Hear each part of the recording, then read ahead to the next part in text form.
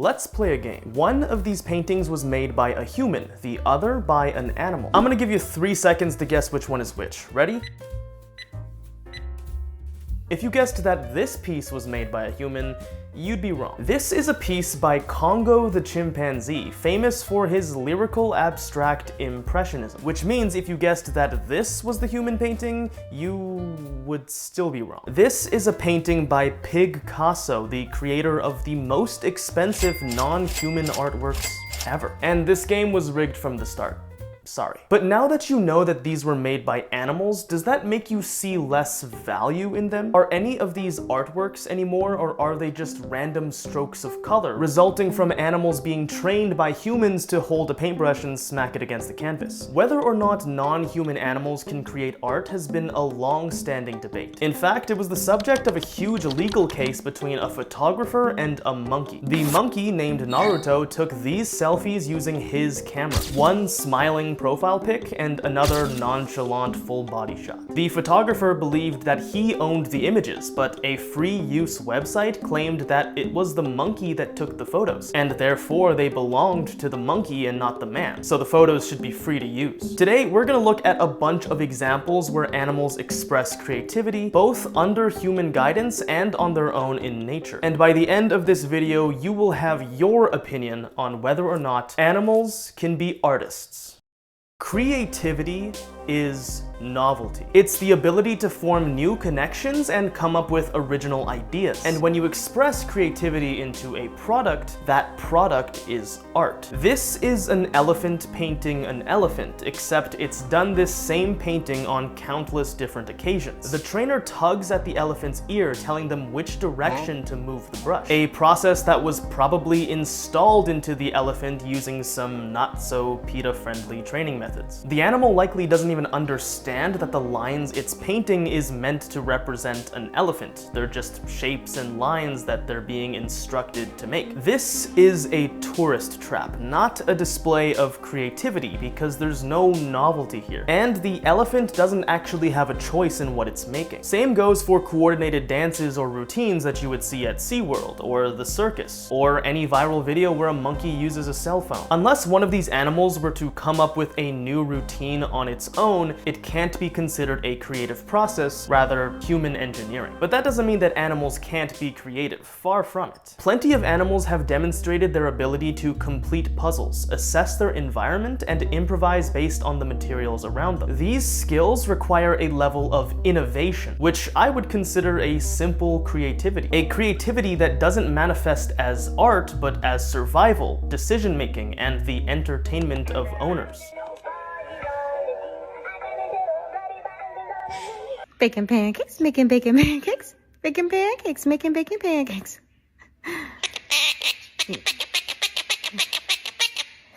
Our ancestors had a lot of problems that required creative reasoning to solve, like how to catch food, how to stay warm, how to break rock to make rock better. We didn't get to the creative complexity that we have today overnight. Evidence of tool use goes back to 3 million years ago, whereas the earliest art we know of dates to 100,000 years ago at best. So it's important to recognize that while animals aren't making the complicated art pieces that we can, they can still be engaging in the similar process of creative thinking. Even as you follow art history, we clearly see a trend of simplicity first, and not until our various societies progress does it become more refined, then expressive, then complex, then abstract, and then, whatever this is.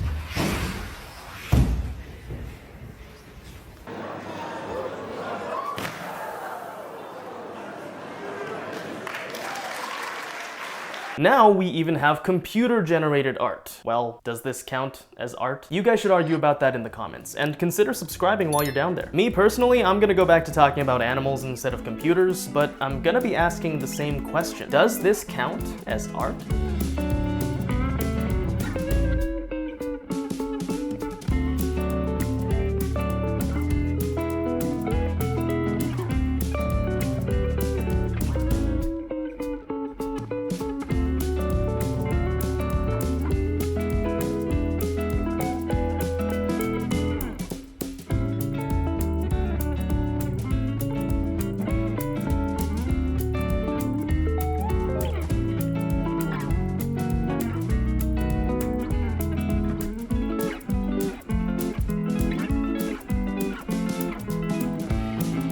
The performing arts are seen on display in many different animals for varying contexts. Grebes run across water in a synchronized dance to demonstrate and strengthen the connection they have with their partner. The crickets and birds outside my house never shut up, keeping me up at night and waking me up in the morning. Humpback whales sing songs that can be heard from thousands of miles away, which they use for communication. These songs even have elaborate hierarchical structures, making them more similar to our music than that of birds. But are any of these songs and dances expressions of creativity? Or are they just hardwired behaviors that animals have evolved to get laid? I mean, there's no decision-making or novelty to repeating the same sounds or movements over and over again, even if they are rhythmic. So I'm not confident that I can call these things art. Yet. The white-spotted pufferfish creates an elaborate display on the sea floor, brushing up sand to create these beautiful mandala-like displays. Every male has a unique take on this structure, creating a personalized arena to attract a female and maybe win their chance to lay down some gill. They'll use shells to decorate the ridges, actively get rid of debris, and ensure that the center is a comfortable spot for the female to lay their eggs. The females then swim around like art critics, going from mound to mound and eventually deciding on which male's artwork was good enough for them to accept a mating with, which takes like 2 seconds, but same. This is a very curated process that involves the male creating an original piece based on what they have around them. So the thinking that's required to do this feels a lot more artful. The sand sculptures are also critiqued by females who may have unique preferences. In other words, it's a structure to be interpreted, and there probably isn't one objectively better piece from another, which sounds a lot like art to me. Similarly, male bowerbirds build these bowers as a part of their courtship ritual. They collect hundreds of sticks to create the structure and ornament it with things that are colored blue, including bottle caps, straws, pens, and more, because apparently blue is what the ladies like. When a prospective female arrives, she inspects the bower while the male offers her a gift or engages in an elaborate dance based on the species of bowerbird. And ultimately, the female decides whether or not she's impressed enough to allow the male to extend his bloodline. These birds also have 4 color receptors to our 3, so who knows what other artistic choices are being considered that we can't even perceive. Is there a color pattern to the arrangement of sticks or to the debris on the ground? One paper found that males used forced perspective, considering the female's point of view through the bower to make himself look more attractive. It's absolutely insane. If there were any animals to call artists, these would be my first pick. It makes sense that mating rituals are the place where we see the closest thing to art in nature, because reproductive tactics have a habit of becoming elaborate in seemingly arbitrary ways. It's because males are usually trying to one-up each other to a female who wants to make the best choice, which leads to increasingly louder and specific displays as well as criteria for what's considered attractive. It's like inflation, but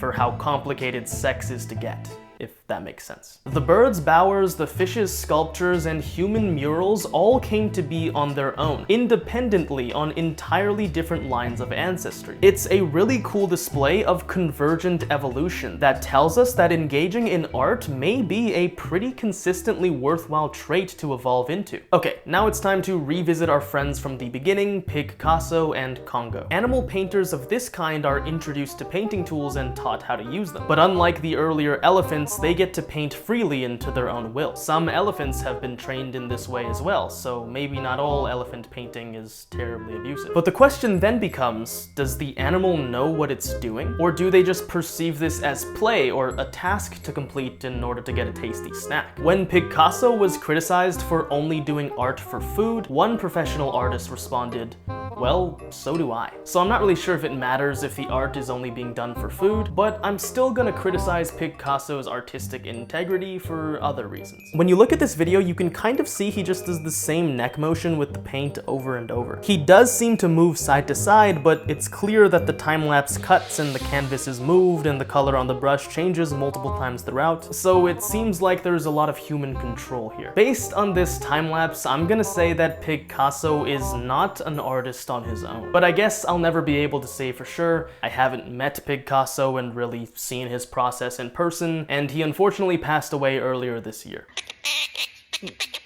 Primates, on the other hand, show a lot more deliberate choice when painting. They can use an actual color palette and make specific stroke patterns. Congo the chimpanzee was observed to try and balance out colors on each side of the painting in a roughly symmetrical sense. Reportedly, he would also start screaming and throwing fits when a painting was taken away from him before he deemed it finished. And if prompted to continue on a piece that he thought was finished, he would completely refuse. No!